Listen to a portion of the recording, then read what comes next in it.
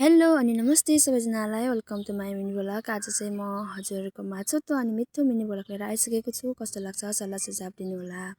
आज चाहिँ हामी जाँदैछौँ बैङ्क अनि बैङ्क के कारणले जाने भन्ने मनमा खुल्दुली पक्कै पनि लाग्ला। हामी चाहिँ उसको दादाले पैसा पठाइराख्नु भएको थियो, त्यो पैसा हामीले घरमा पठाइदिनु भएकाले हामी चाहिँ त्यसको लागि बैङ्क जाने बाटो चाहिँ हामी ट्राफिक चोक हुँदै जानुपर्ने छ अनि हामी चाहिँ ट्राफिक चोकको ठुलो रुख देखाइसकेको छु अनि मैले चाहिँ पछाडिको त्यो ट्राफिक चोकमा देउता घोडाको जोडी पनि देखाइसकेको छु अनि हामी चाहिँ फटाफट हिँडेर गयौँ शहीद गेटको नजिकै।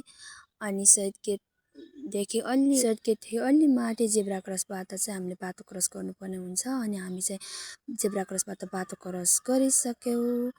यताउति गाडी आउँछ पनि मालक मिलेर हेर्दै बाटो क्रस गऱ्यौँ। हामीले चाहिँ बाटो क्रस गरेको एकछिन अलि माथितिर चाहिँ हाम्रो बैङ्क रहेको छ अनि बैङ्क चाहिँ हाम्रो शहीद गेटदेखि हल्का माथि रहेको छ। म तपाईँहरूलाई देखाइसकेको छु। अनि गयो हामी बैङ्क जाँदा चाहिँ अङ्कलले ढोकाबाट हेरिराख्नु भएको थियो अनि अङ्कलले हामीले नमस्ते गऱ्यौँ।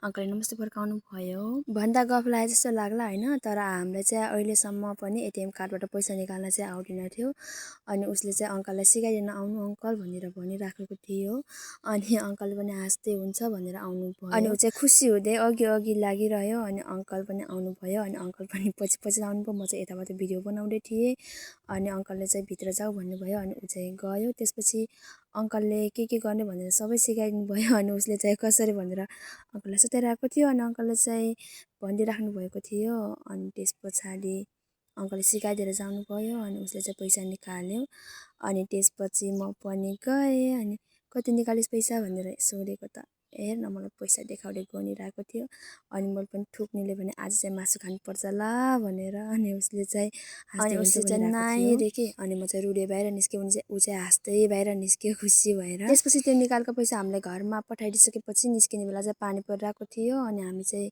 लखन पार्क जाने भनिरहेको थियो। लखन पार्कदेखि फर्किने भइरहेको थियो अनि पानी परिरहेको थियो त्यसपछि जाम भनेर अनि मैले चाहिँ त्यहाँ फर्किने बेला चाहिँ उसलाई फकाइरहेको थिएँ कि आज मलाई के किनिदिन्छस् भनेर अनि उसले चाहिँ यी पैसा भनेर देखाइरहेको थियो अनि त्यसपछि हामी चाहिँ गयौँ लखन पार्क हुँदै अनि लखन पार्क भित्र छिरिसक्यो। हामी चाहिँ यहाँ धेरै लामो समयपछि आएको हुनाले चाहिँ धेरै परिवर्तन भइसकेको थियो। पहिला आउँदा कस्तो थियो अनि अहिले आउँदा धेरै फरक पाएका थियौँ अनि हामी चाहिँ यस्तो किन भन्दा अब फेरि नयाँ बिरुवा पलाउँछ नि त त्यही भएर होला भन्यो अनि धेरै राम्रो फुलहरू फुलिरहेको थियो।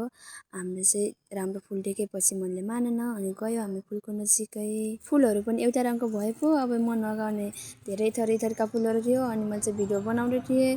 त्यतिकैमा चाहिँ उसले आएर मेरो फोटो खिच्दै भनेर भनिरहेको अनि उसले भनेपछि मैले नाइ भन्ने कुरै भएन अनि उसको फोटो खिच्दा मैले पनि नखिच्ने कुरा आएन अनि एकवटा फोटो खिच्यो अनि त्यसपछि हामी चाहिँ त्यहाँदेखि निस्क्यौँ। सबै चाहिँ त्यहाँ जाने बेला भिडभाड लाग्ने ठाउँ आज चाहिँ त्यहाँ पनि सुनसान थियो किनभने त्यहाँ बिहानदेखि पानी परिरहेको थियो, भर्खरै पानी बिरो भइरहेको थियो। हामी चाहिँ बिरो भएको मौका पारेर गएको थियौँ, त्यही पनि अहिले चाहिँ पानी परिरहेको थियो सिमसिम। खासमा भन्नुपर्दा चाहिँ हामी लखन पार्कको फोटोहरू खिच्न अनि भिडियो बनाउने भनेर गएका थियौँ, तर पानी परेको कारणले हामी फोटो पनि खिचेन भिडियो पनि बनाएन अनि फर्किने क्रममा चाहिँ चटपटे पानीपुरी खाने भनेको त्यहाँ चाहिँ बन्द रहेछ अनि त्यसपछि हामी फर्क्यौँ अनि आफूले चाहिँ कस्तो के खाऊ भइरहेको थियो अनि केही खुवान भनेको मसँग पैसा छैन अरे अनि उसले त्यस्तो पैसा छैन भनेर चाहिँ मेरो मन दुख्यो अनि मसँग चाहिँ पैसा थियो अनि मैले चाहिँ देखाएर मसँग त पैसा छ भनेर अनि उसले चाहिँ मिठाई खाऊँ न अरे के अनि उसलाई भनेको कुरा मैले पनि कसरी काट्नु। त्यसपछि लाग्यो हामी चाहिँ फटाफट पसलतिर अनि हामी चाहिँ त्यो पैसाले मिठाई खाने प्लान भयो अनि त्यसपछि उसले चाहिँ गफ दिइरहेको थियो है अनि मैले पनि गफ दिइरहेको थिएँ। त्यसपछि गयो हामी फटाफट मिठाई खान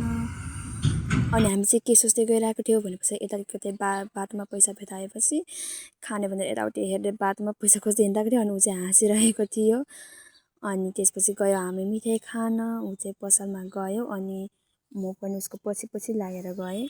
हामी चाहिँ पुग्यो पसलको नजिकै अनि पसलको नजिकै पुगेर चाहिँ ऊ पसलभित्र गयो अनि म चाहिँ त्यहाँ बाहिर उभिरहेको अनि एकैछिनमा म पनि पसलमा गएँ अनि उसले चाहिँ मिठाई किन्यो अनि म चाहिँ भिडियो बनाएँ अनि फर्कियो। हामी चाहिँ कस्तो छौँ भन्नु चाहिँ बच्चा जस्तो के आफूसँग 5 रुपियाँ भयो भने त्यसलाई खर्च गरेँ।